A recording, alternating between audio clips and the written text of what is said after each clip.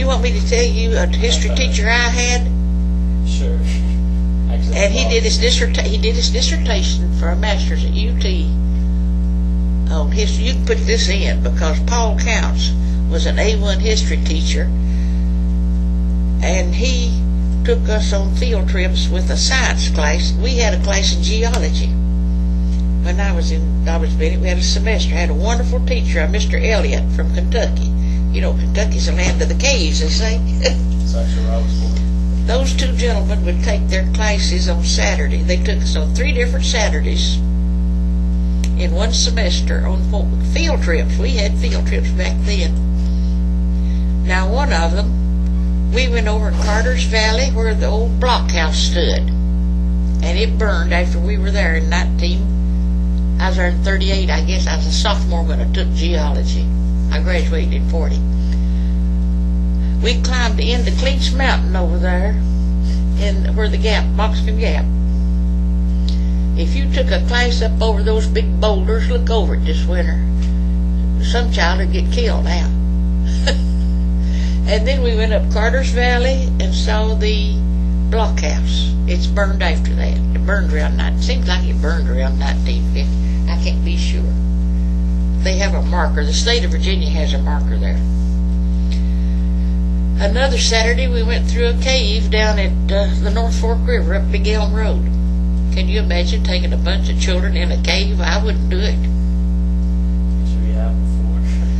Another Saturday, we went down to the Horde Farm in Hawkins County because where they had built 11W through, you could find fossils in the banks of the highway. Now that was finding fossils around here before they ever saw the site over it. Great. Of course, these were small fossils that we could find in the rock. You can see them around here in different rocks now, different places where the insects and so forth. I actually found a small one. At the bottom of Boone Lake, I found a small one and printed on a rock. And we used to find a lot of arrowheads around here. What's tribes were around? The Cherokees. You know, Nancy Ward. Now, we have a novel written on one Cherokee, Nancy Ward. Have you ever heard of that? But she was an Indian princess. I've heard of Nancy Ward. I've heard of the name.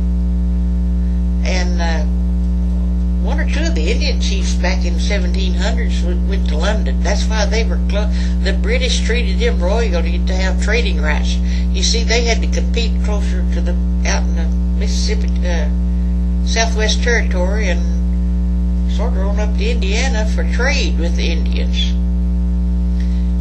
And so they courted them up to have trading rights.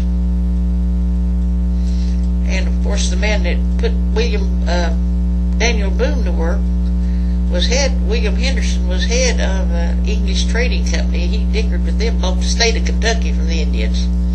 And that's how Daniel Boone got hired over here at the Watauga Settlement to explore Kentucky for him. And that's why we say he went to Kentucky and finally settled, at Boonesboro. Died in Missouri. Lived to be 80-some years old. He had 9 wives, like a cat. Well, I have